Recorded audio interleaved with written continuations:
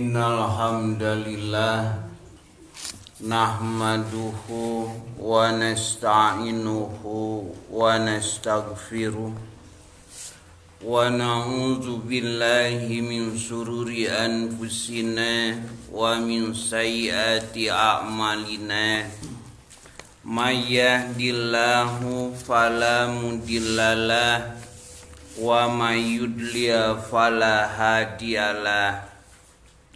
Asyhadu an la ilaha illallah wahdahu la syarikalah wa asyhadu anna Muhammadan abduhu wa rasuluh amma ba'du.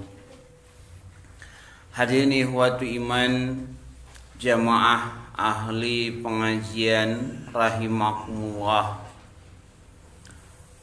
Ada pertanyaan-pertanyaan ini di sini di Masjid Uswatun Hasanah itu sudah ada tim atau kelompok mubahasah. Pertama, kami telah mengedit sub atau bagian dari buku fikih ibadah untuk mahasiswa STAIPI Bandung. Jadi dari STAIPI itu meminta kepada Sekretariat Dewan Hizbah untuk menyeragamkan ibadah. Karena sekarang yang kuliah di STAIPI bukan hanya dari Jamaah Persatuan Islam, tapi juga umum dari luar. Nah, supaya ibadahnya seragam, maka diminta untuk membuat buku panduan fikih ibadah dari mulai bab toharoh, sholat, zakat, saum, haji dan sebagainya. Nah, kita di sini yang di jamaah ini kebagian untuk membuat panduan pemulasaraan jenazah dan alhamdulillah itu sudah beres. Insya Allah nanti mungkin kedua kalinya untuk pimpinan-pimpinan daerah terutama di Jawa Barat. Kemudian yang kedua, setiap bulan itu ada pertanyaan-pertanyaan ke majalah Risalah. Nah, itu yang kalau yang suka membaca majalah Risalah itu ada rubrik istifta, kolom tanya jawab. Nah, alhamdulillah kita pun suka kebagian tugas untuk menjawab pertanyaan-pertanyaan tersebut.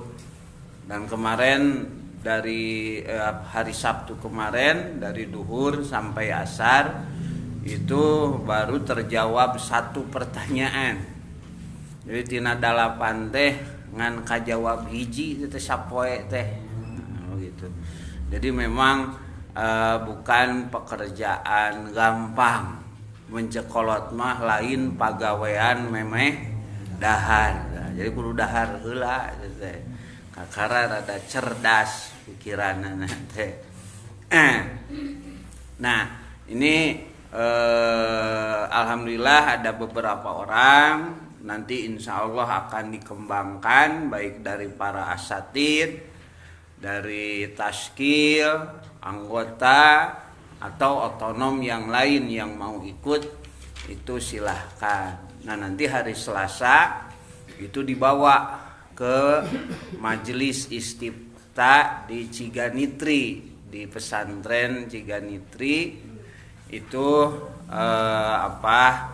dikaji kembali untuk dimuat di majalah Risalah.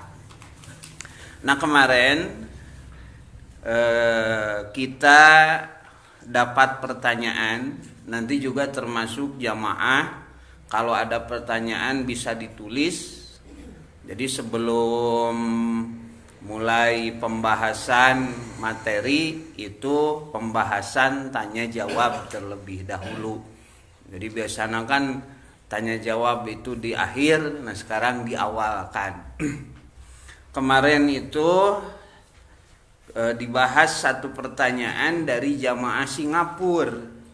Jadi dengan teknologi sekarang itu batas-batas negara, jadi tidak ada sekatnya, Bu. Kalau saya di radio itu kemarin di radio Kandaga di Soreang, itu yang masuk bukan dari Bandung lagi, itu dari California, dari Amerika itu masuk begitu. Ngan ngaranna teh Kang Ujang. Cing teh heula itu ongkot di California ngaran Kang Ujang mun cenah usah da abdi teh ti Bandung ngan ngumara ka Amerika ka California. Tah akhirnya mah bisa tetap muka begini. Begitu. Saya di sini memakai Facebook, Pak Istiar juga. Nah itu tidak ada sekat-sekat negara. Nah ini sudah masuk ini dari Bengkulu, dari Kalimantan. Nah itu di Indonesia, apalagi dari Singapura itu tidak ada sekat-sekat lagi. Jadi makanya walaupun musim pandemi seperti sekarang, sebetulnya lahan dakwah itu bisa kita akali. Jadi sekarang justru lebih luas lagi, lahan dakwah tersebut. Jadi dimanfaatkan saja teknologi ini dimanfaatkan saja. Dari Singapura itu ada pertanyaan, bagaimana hukumnya apabila kita memancing ikan ngusep? Nah, apa hukumnya memancing itu dengan membayar seharga $50. Jadi sekali masuk ke kolam, ke tempat pemancingan itu mayarna $50. Mau menang banyak atau mau menang sedikit itu bayarnya $50. Nah, taita hukumna kumaha. Nah kemudian kami menjawab, ini termasuk pada maisir atau kimar, termasuk pada perjudian. Kenapa? Karena memang harga seperti itu harga tidak normal. Ari lauk sakilo sabaraha. Nah begitu. Jadi sakilona misalnya ikan itu ya 20 atau 30 ribu. Nah itu normal kan? Iya mah $50 sekali mayar asup ke tempat pemancingan. $50. Jadi kalau $1 Amerika itu 15 ribu, berarti kali 5 itu 750 ribu. Tak seberapa kiloan teh. Gitu. Kalau dolar Singapura itu sekitar 12 ribuan. Jadi mun kali 50 teh berarti genep ratus ribuan, 500 atau 600 ribu. Nah, kami menjawab pada asalnya memancing itu mubah. Memancing itu boleh. Nu ngaranna nguseup mah teu naon. Begitu. Ukur karesep komo. Apalagi ada jamaah kita yang suka ngaji, Pak Ustadz cenah abdi teh ka dokter teh geus jiga jalan kacai. Nyeri sirah mah, jantung mah, lambung mah, itu ieu mah. Begitu. Nganti saprak sok mancing, nah tisaprak sok nguseup cenah nyeri sirah teh leungit. oh, aya nempi kaki itu jadi ubar sama jadi ubar jadi merenu tadina sumpek gitu ta dibere tingkot cepatna lauk jadi non nya asal ulah berlebih-lebihan nepikeun ka ngadenge adan wae gitu tah jika anu teu kadenge we malah cek tukang anu ieu mah geus fanatik boro-boro adan cenah guludug wae teu kadenge tah kitu-kitu teuing ulah jadi kalau sekedar hiburan nya teu naon jadi al aslu nah itu boleh al aslu fil muamalati. Nah, itu pada pokoknya urusan muamalah nya di antara nguseup, mancing itu boleh. Ila madalla dalilu ala tahrimihi. Kecuali ada dalil yang mengharamkan. Di antaranya suka dicampuri dengan perjudian. Nah, begitu. Misalnya limaan udunan. Begitu. 50.000, 250.000. Belikeun lauk sabaraha kilo, brus we ka balong. Nah, itu siapa yang menang banyak ataupun yang menang sedikit maka dia berhak membawa ikan tersebut. Nah ini termasuk perjudian, termasuk maisir atau kimar bahasa urangna judi. Jadi artinya si pemenang mengambil harta yang kalah. Oleh karena itu salah seorang ulama bernama Abul Baqa Al-Hanafi beliau mengatakan apa itu judi, maisir atau kimar? Kullu lu'bin, setiap permainan. Tak ada lain mancing wungkul, bisa badminton, bisa sepak bola, melikok. Sok anu eleh kudu mayar ieu kok. Nah itu judi karena yang menang mengambil harta yang kalah. Aya nu main bal sok pertaruhan sabaraha ewang lamun anu menang si ieu si A membayar, nu menang grup ieu si B membayar. Jadi apapun permainan apapun. Atawa aya ibu-ibu duaan keur moyan nagolodog. Nah, bertaruh siapa yang hidungnya pertama kali dihinggapi lalat, nupang heulana dieuntrepan laleur eta bisa ngodok saku nu sejena. Dia bisa mengambil uang yang lain. Itu judi. Jadi syaratnya itu yang namanya judi itu kululu bin, tiap-tiap permainan ada hirup mah terlepas tina ulin permainan yustarotu fihi, di mana pada permainan itu disyaratkan ayyahudal ghalibu syai'an minal maglubi, si menang mengambil harta si kalah. Jadi anu menang nyokot harta anu eleh. Jadi kalau keluar harta karena satu permainan dan kita kalah, maka orang yang mengambil harta kita adalah si penjudi. Jadi itu perjudian. Tadi orang sok sering kejadian seperti itu. Lamun ada perlombaan, misalnya 17 Agustus lomba maraton. Itu kan permainan, lompat lari 10 km. Kemudian untuk mengikuti perlombaan itu ditarik biaya pendaftaran masing-masing 10.000.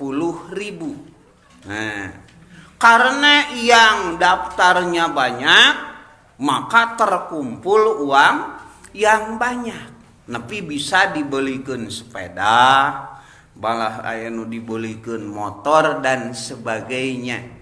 Maka si pemenang dari lomba lari tersebut itu mendapatkan motor, mendapatkan hadiah dari hasil perjudian.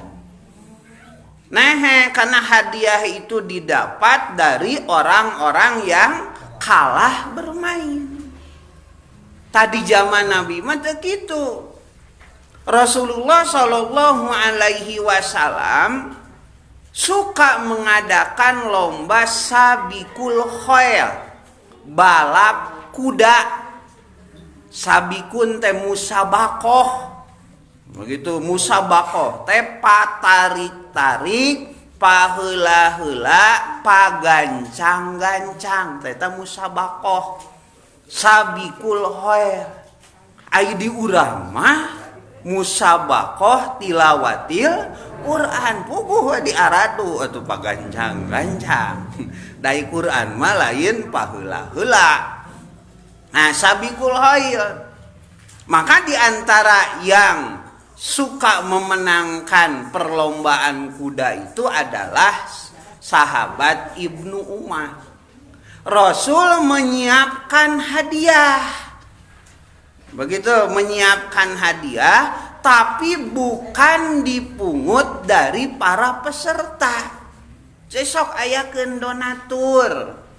Karena lomba kuda itu kan dianjurkan. Begitu, untuk persiapan kaum muslimin menghadapi peperangan, begitu. Itu kan berkuda, berenang dan memanah ku Nabi. Jadi dianjurkan karena memang teknologinya pada waktu itu ya seperti itu.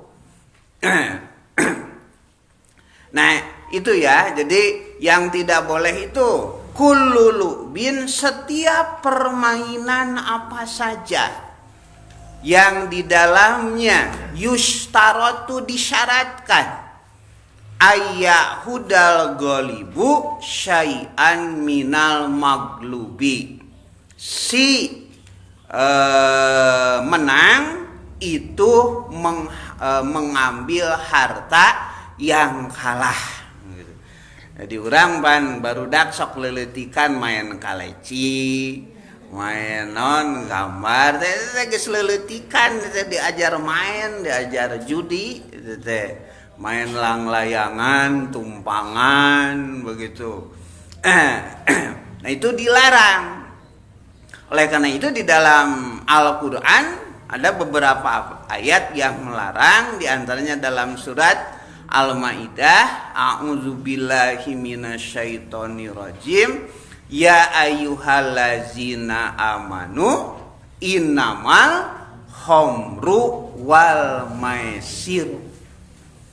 Wahai orang-orang yang beriman, sungguh hanyalah khamr, minum arak, minum-minuman keras, wal maisir, tadi perjudian.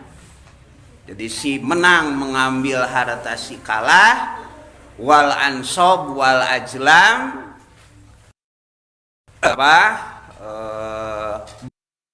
berkurban untuk berhala, kemudian mengundi nasib, ridsun min amalis syaitan, itu kotor dari amal-amal setan.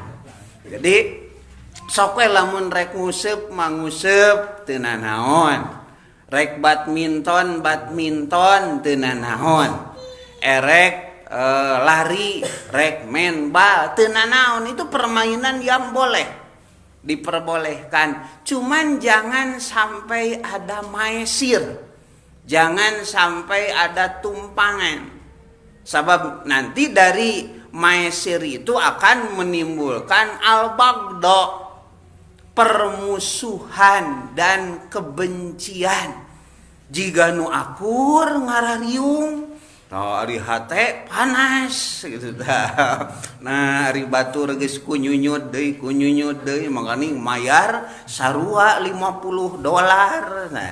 Nah itu kalau yang seperti ini dilarang, ari kitu mah mancing di sungai, mancing di leuwi, mancing di bendungan, teu nanaon eta mah pangaresep, begitu tidak jadi masalah. Yang tidak boleh itu ada perjudian, aya tumpangan. Nupang heula na begitu. Menang lauk emas berem bakal menang motor Mio.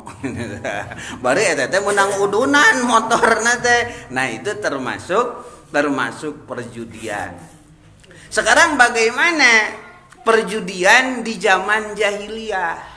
Bu, perjudian di zaman jahiliyah mas sebetulnya itu untuk membantu fakir miskin.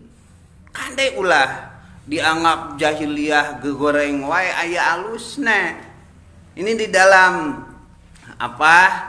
tafsir-tafsir disebutkan kalau orang-orang Arab jahiliyah itu mau berjudi, diantaranya 10 orang itu dibagi undian-undian, nya semacam anak panah yang diberi nama. Anu kahiji nama nate al-padzu, si padzu. Nu kadua namanya at-tau'am. Nu katilu ngaranna ar-raqib. Nu kaopat namanya al-halis. Yang kelima namanya an-nafis, yang keenam namanya al-musbil, yang ketujuh namanya al-mu'alla, yang kedelapan namanya al-mani, 9 namanya as-safi, 10 namanya al-wagdu. 10 panah disatukan. Lalu mereka mengambil seorang yang adil. Nah, jelema anu pangjujurna di kalangan orang Arab. Maka si orang yang adil ini mengambil undian tersebut, begitu dikoclok, diundi, lalu dibagikan. Yang mendapat nomor hiji al-fadzu, dia mendapat 1 bagian. Nomor 2 bagian, terus nomor 3 bagian, 4 bagian, nomor 5 bagian, nomor 6 bagian, nomor 7 bagian. Lalu mereka menyembelih seekor unta. Begitu, dibagi 28 bagian. Nomor hiji nyokot sakantong meni urang mah. Nomor 2 keresek, nomor 3 karung dan sebagainya. Nah, untuk nomor 7, 8 dan 9 itu undiannya kosong dan dia harus membayar unta tersebut. Jadi hiji kudu mayar onta, 2 pada ngahina, jelema sial. Jadi ketika judi dia kalah. Dan ternyata si daging unta itu tidak boleh dimakan, tidak boleh dibawa ke rumah, tapi dibagikan ke fakir miskin. Tak judi zaman jahiliyah mah gitu. Jadi membantu fakir miskin, tapi tetap oleh Allah dilarang. Karena begitu. Jadi pihi manafi. Dalam khomer, dalam maisir itu ada manfaat yang tadi. Lamun nginum arak, nu elehan jadi wanian. Dalam berjudi pun diantaranya fakir miskin bisa kebagian sodakohnya. Jadi muncut onta temenang di dahar, temenang dibawa ka imah, tapi dibagikan. Tapi wa ismuhuma akbaru min naf'ihima, dosa itu lebih besar daripada manfaatnya. Tak timbul dendam, al adawah wal bagdo, begitu. sampai ada yang saling membunuh karena perjudian tersebut. Nah itu ya, jadi ari sakadar nguseup mah teu nanaon, ari sakadar mancing mancing teu nanaon, badminton teu nanaon, begitu permainan apapun silahkan, tapi jangan tertumpangi dengan perjudian.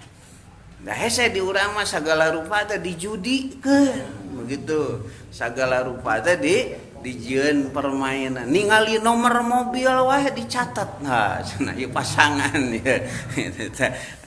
Buku nomor ganjil genap ayeuna teh. Nah, itu ya diantaranya jawaban kita kemarin di sini, dan nanti hari Selasa itu akan dibawa ke sidang majelis istifta. Di antaranya ada anggota-anggota Dewan Hizbah dan anggota sekretariat Dewan Hizbah. Tadinya cuma 10 orang. Nah sekarang karena banyak dari daerah-daerah yang ingin mendengarkan, itu kurang lebih sampai 200 orang sekarang yang hadir.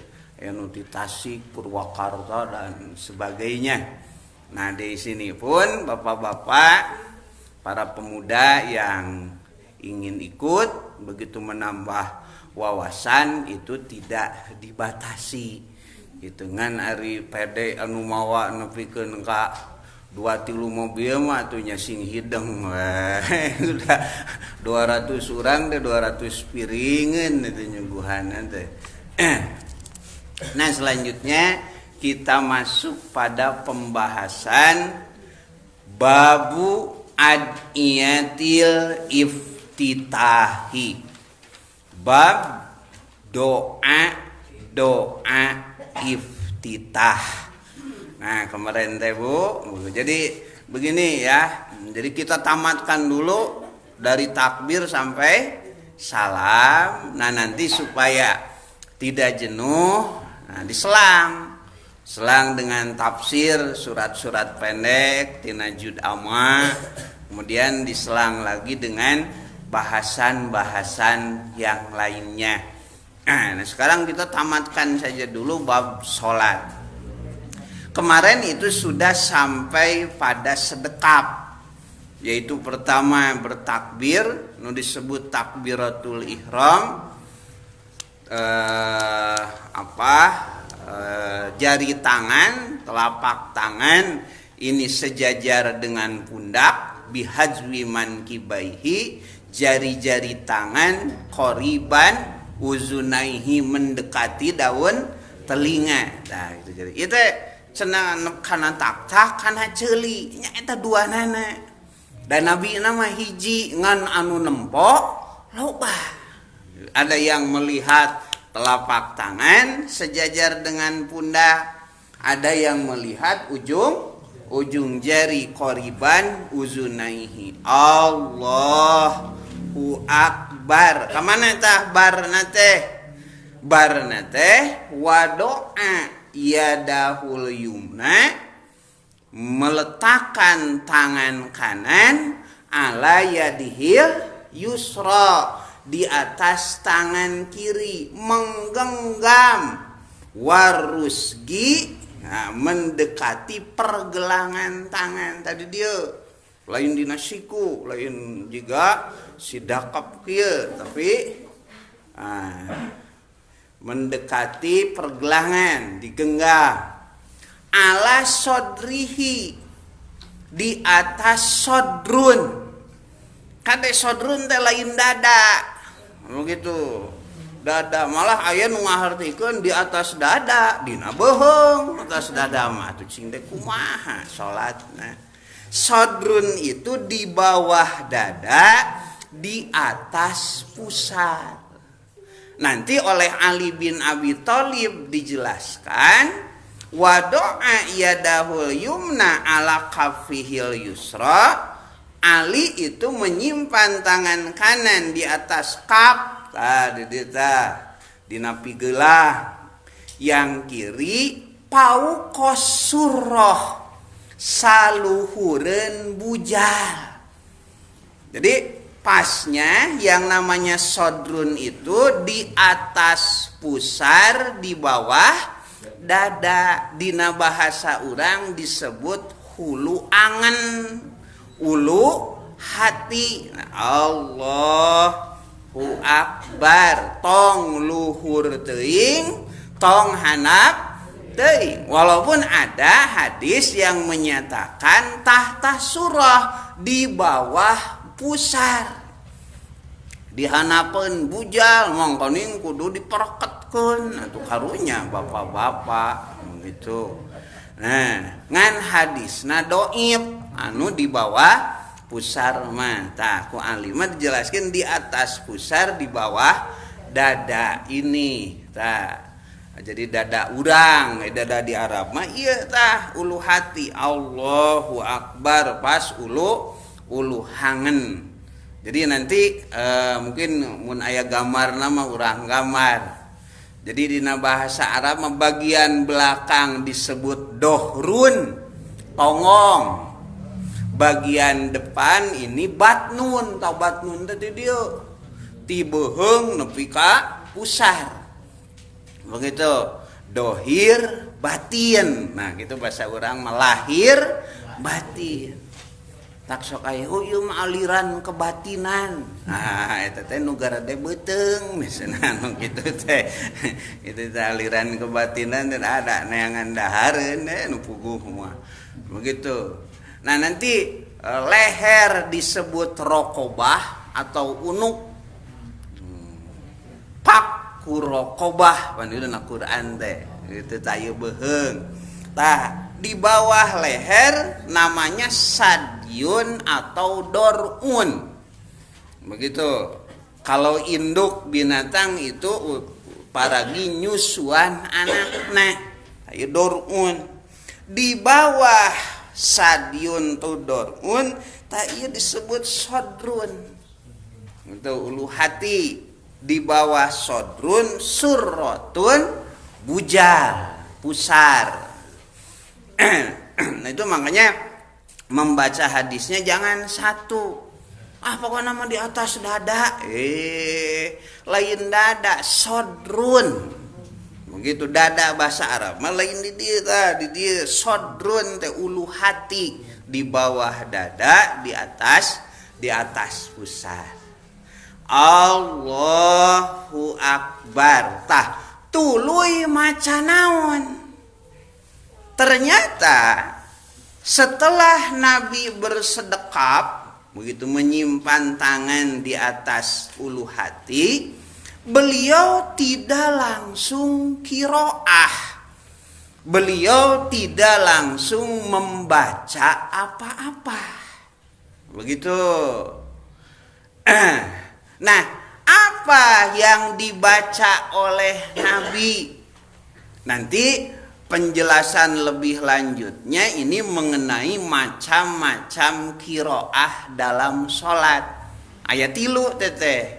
1 jahar, bacaannya dikeraskan sampai terdengar ke belakang. Siti Aisyah apal surat Al-A'raf teh karena Nabi tiap sholat maghrib hampir selalu membaca surat Al-A'raf. Begitu. Tepira ukur 200 genep ayat. Salat maghrib teh berarti rakaat kahiji 103 ayat, rakaat kadua 103 ayat. Ieu mah kakara maca sabihis ge geus molotot teh nama. Kita maghrib, maghrib. Jadi kahayangan teh maca kulhu maghrib.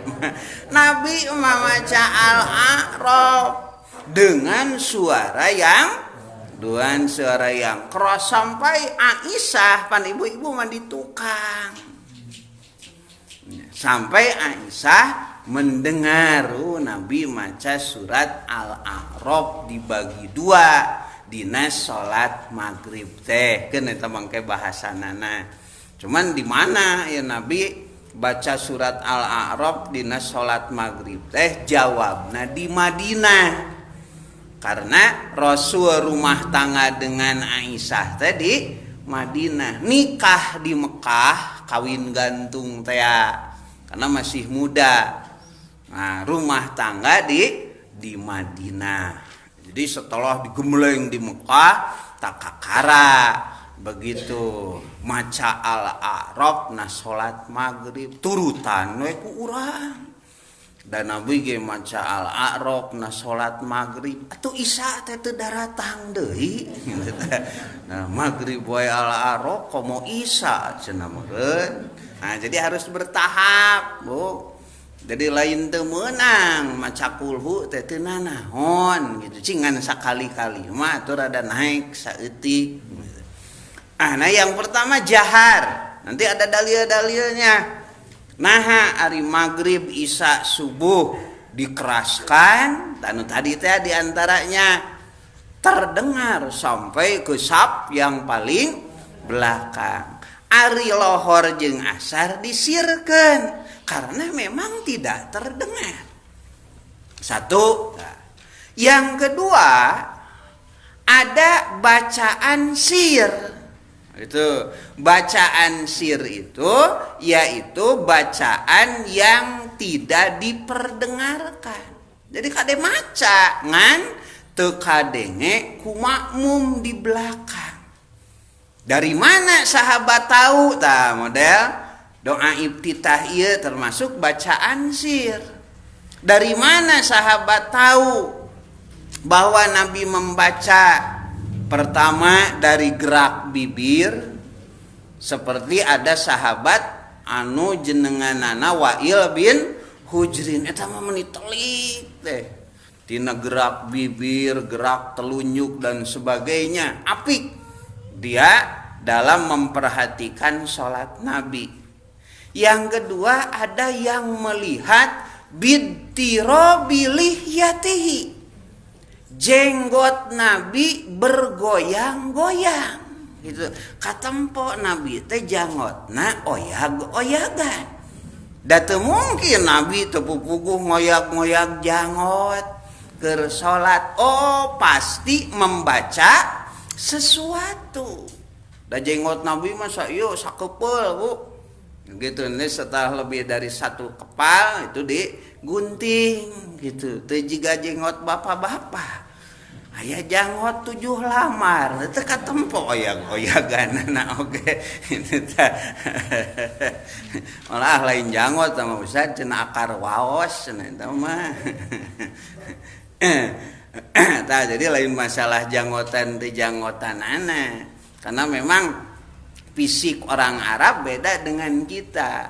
Jadi pada kulitnya itu subur tumbuh bulu-bulu, janggot, kumis, godeg begitu dan sebagainya. Sampai dulu jadi ciri begitu. Ciri keberagamaan orang Majusi teh lamun kumis, nah begitu. Beki baplang, beki soleh.